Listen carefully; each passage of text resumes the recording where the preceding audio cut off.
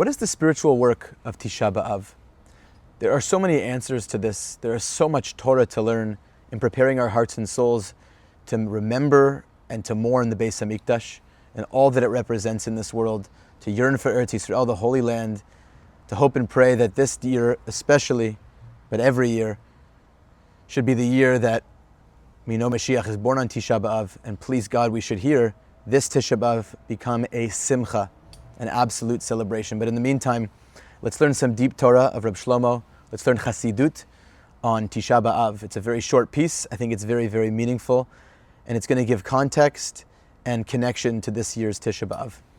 Okay, so this section is called Shal Na'alecha Me'al Raglecha. Take your shoes off your feet. It's from a section of Torah, I believe Yehoshua, when God is telling Yehoshua to take off his shoes. It's also what he tells Moshe Rabbeinu, but that's not the point. We're going to get into a deep Torah here on this topic. So we're going to jump right in. And before this, I just want to say, when you're learning Rabbi Shlomo, when you're learning Chassidus, slow down, let it impact you. Don't rush, don't race, one sentence at a time. So he first says, I want to tell you something very, very deep. Milibi el libchem, from my heart to your heart. Kulam yodim shebetisha b'av uvayom kippurim. Everybody knows that on Tisha B'Av and Yom Kippur, asur leleches ben na'alayim, it's forbidden to walk with shoes. This is a deeper discussion about halacha, but there are many shoes that people do walk with, but leather shoes in particular, we do not walk with. And the whole point is we're going to drush from this that we can't wear leather shoes, and shoes, these kinds of shoes were the typical shoes of the time, I believe. So it's forbidden to walk in shoes. Why don't we wear shoes on Tisha B'Av and Yom Kippur? The thing is like this. Adam tzarich na'alayim rak kedei leleches. A person needs shoes only in order to walk, to go somewhere. Imani omed b'makom echad. If I'm standing in one place, eini tzarich na'alayim. I don't need shoes. If I'm in one place, I don't need shoes. Imani tzarich lalechet. If I need to walk, ani tzarich na'alayim. I need my shoes. And now he's going to give a whole Torah on this. V'zehu ha'ikar, and this is the main thing. B'Tisha B'Av, keshani ro'eh es churban Beis HaMikdash. On Tisha B'Av, when I see the churban Beis HaMikdash, the fact that the Beis HaMikdash was destroyed, because in Jewish story, in Jewish time, in Jewish consciousness, when we commemorate a holiday, this is not a holiday. I mean, it will be a holiday, B'ezrat Hashem, the holiday of the Beis HaMikdash. But back then, whatever it is, any time we have a commemoration, yes, we're remembering a historical event, the two destructions of the temples. But the time works kind of like a spiral. So you have, let's say, Pesach on one, like imagine there's like a line like that, right? So you have Pesach, and then the next year Pesach, and then it's going closer and closer to the center. But every year is reigniting that original experience. It's not like a linear time where it's like Pesach was here and then another Pesach's there. It's like on a circle and then all the lines are connected. We are connected to the Churban Beis HaMikdash on this day, spiritually, on a deep, deep level. We're meant to really connect to what it means to have a Churban Beis HaMikdash, and there's so much to be said on what it means to have a Churban Beis HaMikdash. But on Tisha B'Av, I see the Churban Beis HaMikdash. Ani omer, Ribono Shel Olam, ani omed kan, eini echpat li et zeh. Ribono Shel Olam, God, I'm standing here. I don't care. I'm standing here. Afilu eshev kan elef shana, even if I stand here for 1,000 years. Ad shetis takein es Beis HaMikdash, until you fix the Beis HaMikdash, I'm not moving. I don't need sandals. Eini choletz es na'alayim, I'm not taking off my shoes. Ribono Shel Olam, ani yoshev kan umechaka lecha. Hashem, I'm waiting for you. I'm not taking off my shoes. So this is the first reference. Why are we not wearing shoes, so to speak, on Tisha B'Av? Because there's nowhere to go. We are insisting that we are not moving. We are insisting that we will sit for thousands of years. Why are Jewish people so strong? I think there's a story, I think it's about Alexander the Great. No, not Alexander, maybe Napoleon, that he saw a bunch of Jews on a special day crying and all this tears were pouring out of them.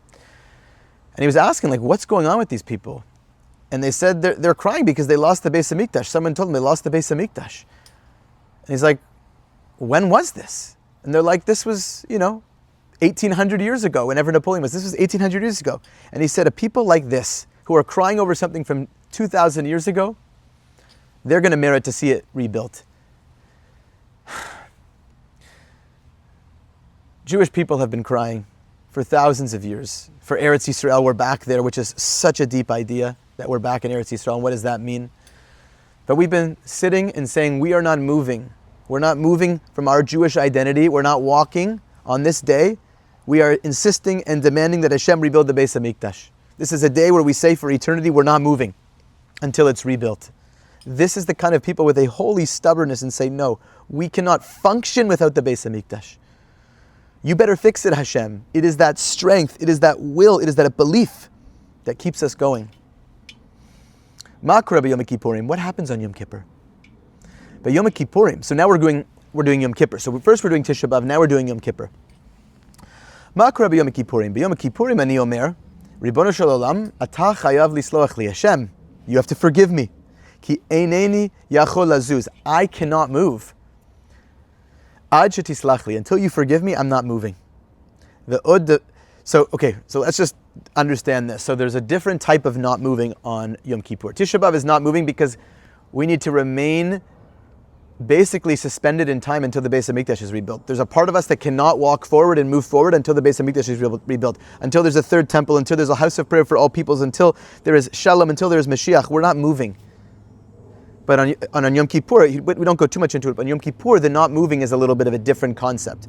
The not moving on Yom Kippur is the fact that Hashem, we cannot go on until you forgive us. We need to be forgiven. And Hashem says, okay, I'm salachti kidvarecha. I'm going to forgive you. Yom Kippur is a day of cleansing, a day of forgiveness. But on that day, we don't move. We don't move until we insist with the chutzpah, Hashem, please forgive us. And by the way, that's a very radical idea. People don't realize this. A lot of different philosophies have a lot of fatalism embedded into it. You are who you are, that's who you are. The idea in Judaism of tshuva, that you can change, that you can get forgiveness, that Hashem can allow you to start over, is so important.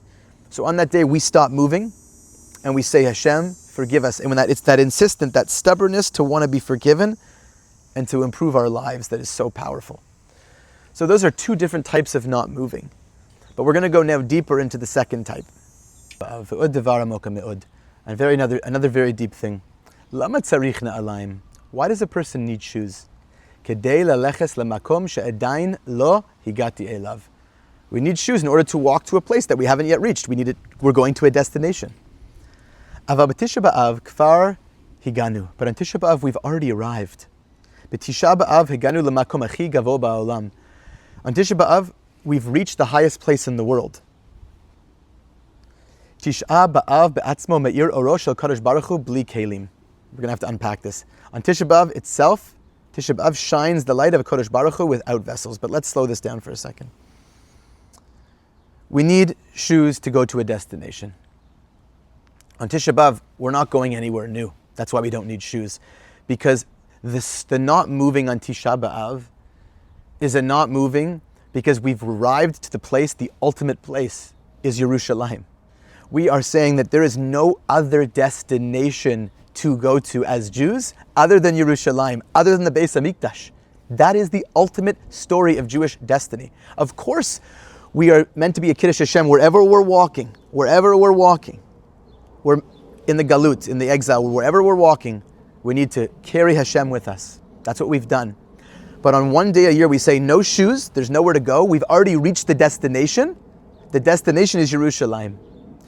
And that is the highest place in the world. Hashem's light is everywhere, of course. But the Shekhinah is the most concentrated where the place of the Beis HaMikdash is. And on Tisha B'Av, even though there are no vessels, because it says Hashem shines the light of, on Tisha B'Av there's a light of Hashem shining without vessels. That means that there's no Beis HaMikdash. There's no physical vessel of the Beis HaMikdash like there used to be. But Hashem's light is still concentrated in Eretz Yisrael and still in that place. And so there's no destination. If a person knows one day a year that the only place, the only destination is Eretz Yisrael, is Jerusalem, is the Beis HaMikdash, not just Israel for its own sake, which is of course it's holy, but it's for the sake of the Beis HaMikdash, the sake of all that it represents. One day a year we stop and we say that. And we try to download this light, because although it is a day of absolute sadness. It's also a day, the Beis HaMikdash will be a celebration. That day, this day that we're commemorating now of the Churban, of the destruction, will be the day of celebration. There's a holiday. And there'll be a holiday when the third Beis HaMikdash returns, Mashiach, and we say it's Mashiach's birthday, Tisha B'Av. So this is going to be a holiday of Mashiach. It is such a concentrated power of light. And as Jews, we know that all of history is one. In Hashem's time, this time will be the holiest day of the year. So even though it's a Churban, there is still a light we feel, because we know that there is Hashem's presence in this place. We know that Hashem's presence is still radiating and will radiate on this day. So our tears are meant to if God forbid, we don't get to Tisha B'Av with Mashiach, those tears are meant to be a driving force of Jewish continuity to continue this message that one day there will be a Beis HaMikdash standing, and this will be a day of great light and celebration, even without vessels. So we can actually feel, because there's no actual structure, but we can feel on this day Hashem's light, Hashem's love for us, Hashem's yearning and crying and praying that we get back there one day. Please God, soon. So obviously we want to see the revealed good light. But if we have eyes to see, like Rabbi Akiva had eyes to see that when there was a whole thing about that, there was a fox coming out of the Beis HaMikdash, and when it was destruction, everybody was crying. Rabbi Akiva said, I know that there's going to be a rebuilding here. Just like the prophecies, God forbid, of the negativity have come through the Churban, through the destruction, there will be a time of great light. Imagine that I love a woman very much. He's going to explain this what we've been talking about a little bit more. Imagine I love a woman very much. And suddenly she leaves me, God forbid. What do I do? I'm not I'm not capable. I'm not capable to leave the place. I'm standing there. I'm standing there glued to the place. Why? Madua? Maybe this woman's going to come back to look for me where she left me. And if not, in that same place, how is she going to find me? This is such a deep concept. Hashem, so to speak, left us at the Churban, the Beis HaMikdash. That was the place, with the meeting place of heaven and earth. Hashem left us in that place. And we're saying, we're not zuz, lo zuz. We're not moving from this place because you're with us, Hashem. You're with us in this place. We're not moving because you're going to come back there. You're going to come back there. So all in all, we don't wear sandals, we don't wear shoes, because we know this is the ultimate destination. If we go back to the beginning, right, and we see that on Tisha B'Av, I'm not moving. There's a stubbornness to Jewish history, I'm not moving. And the stubbornness is that there's one place that we belong. One place where we are going to wait for Hashem to rebuild the Beis HaMikdash. The Beis HaMikdash Shel Malah, the third Beis HaMikdash, will come from heaven, so to speak. Of course, it's going to be built with all of us, with all the, God forbid, tears from the holy wall, from everywhere. It's going to come back. So on this day, just know that you can connect to Jewish eternity, because there is something special and magical about the Jewish people that they've never stopped dreaming about Eretz Yisrael and Jerusalem and the Beis HaMikdash. And on that day, we connect to it and we cry and pray, God forbid, for the lacking, for the Beis HaMikdash, for the fact that there is suffering, God forbid, in this world, and that it's incomplete. But we don't zuz, lo zuz. We're not moving because we know, Hashem, you're coming back to this place. Please, Hashem, come back soon. B'mheira v'yameinu. This should be a zman of Chag, a Tisha B'Av holiday. Mashiach now.